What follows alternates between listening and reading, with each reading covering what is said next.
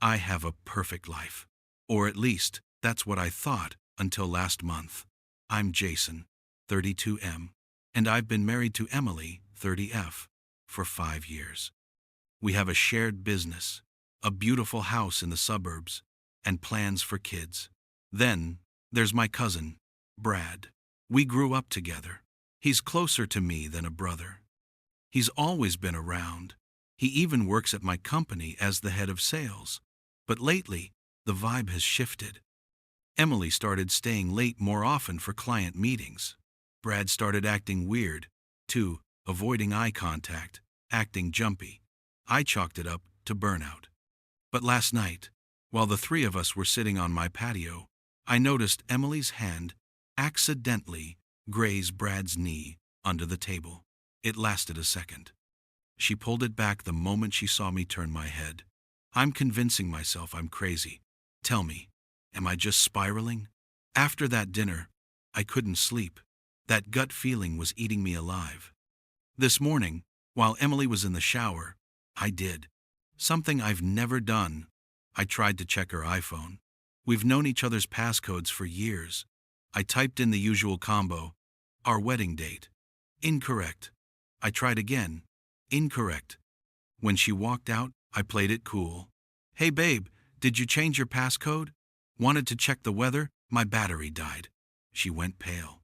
Just for a split second. But I caught it. Oh, yeah. There was this Apple security notification. I had to change it.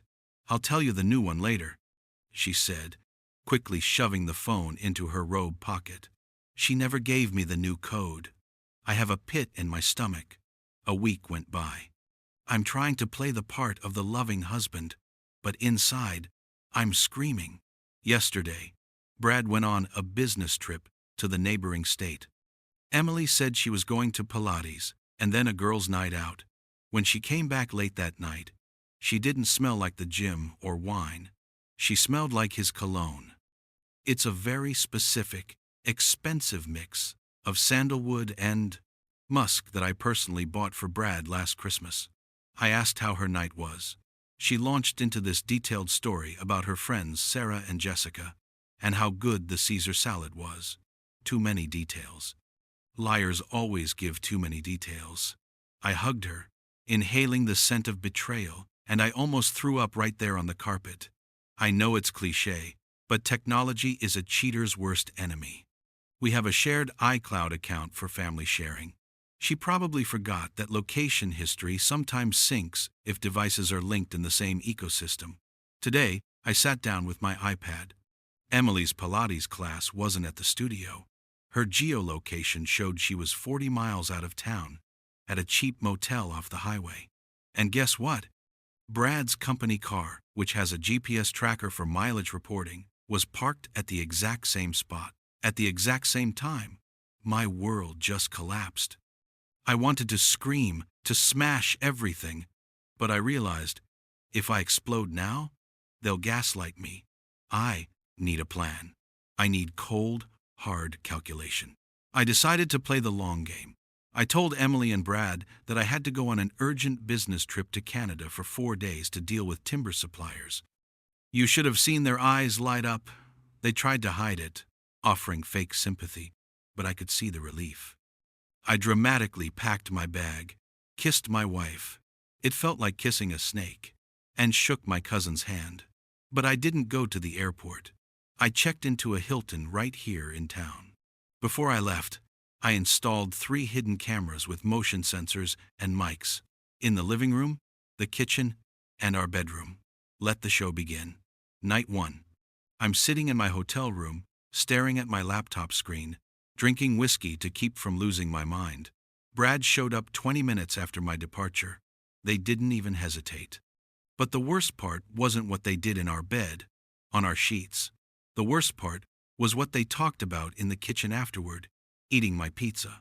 He's such a naive idiot, Brad laughed, drinking my vintage wine.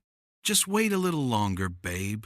Once we finalize the sale of that land plot, I'll file for divorce and take half. We're going to be rich, Emily replied. They aren't just lovers. They are plotting to bleed me dry.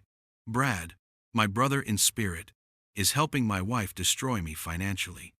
I didn't storm the house screaming. That's for weak men and soap operas. I have video evidence. But in our state, adultery doesn't always affect asset division as much as you'd hope. I had to be smarter.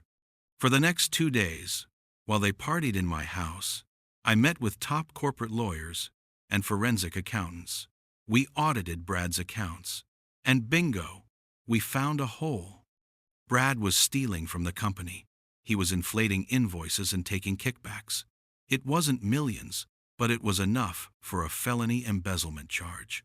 As for Emily, I remembered that our house is technically owned by my mother's trust fund, and the business is protected by a rock-solid prenup she signed without reading. They thought everything was community property. I'm preparing a surprise. I came home a day early. I entered quietly through the back door. They were having breakfast. In robes. My robes. When they saw me, Emily dropped her coffee mug. It shattered loudly. "Jason, you're back already?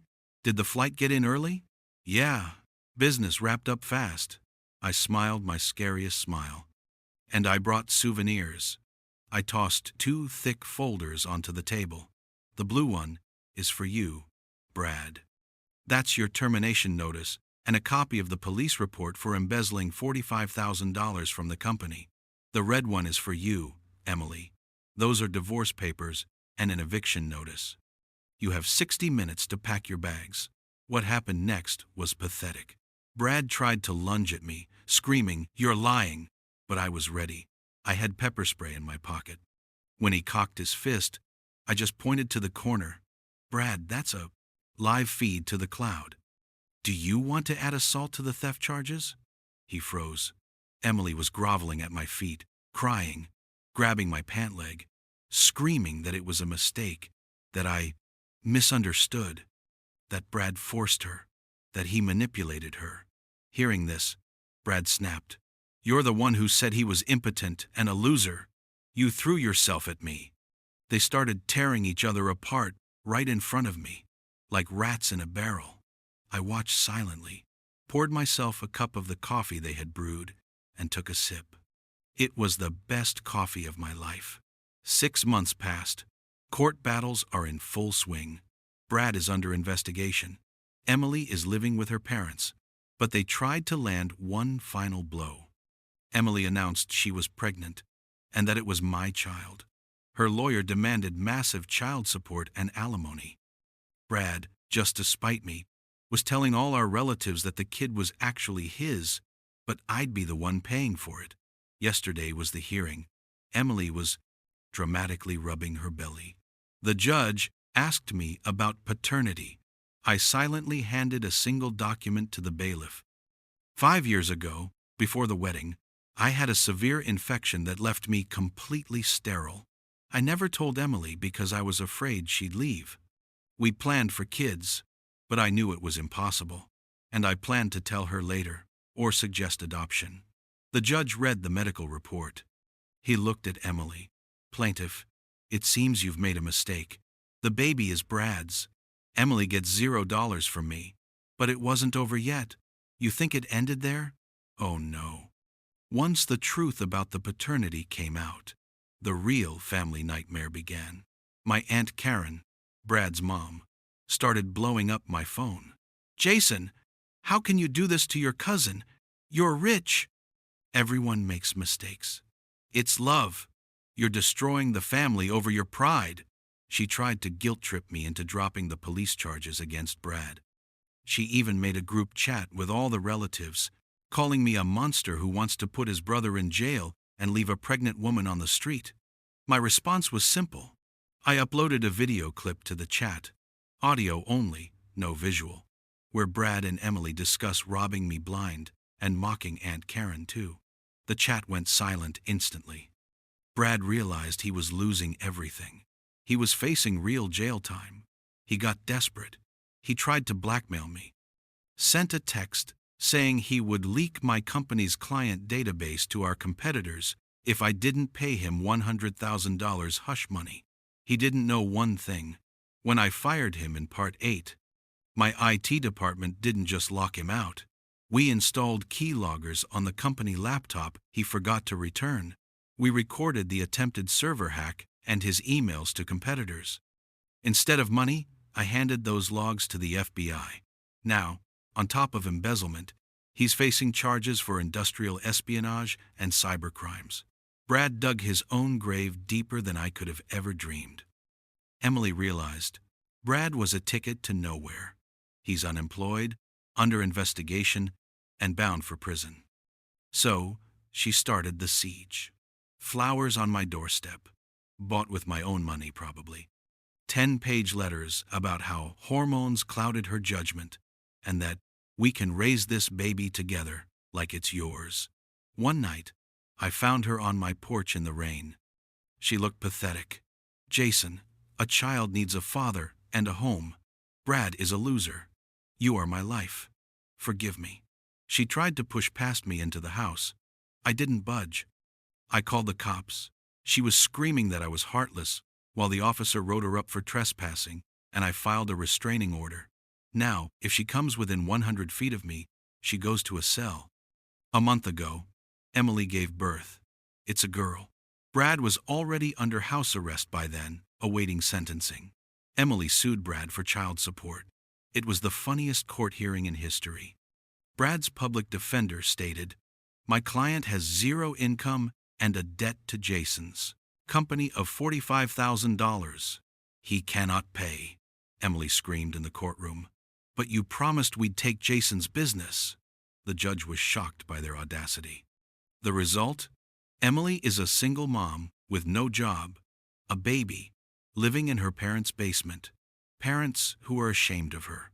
Brad is bankrupt and waiting for prison. Their perfect plan crashed against the wall of my preparation. It's been a year since I saw Emily's hand on Brad's knee. This morning, I got a notification.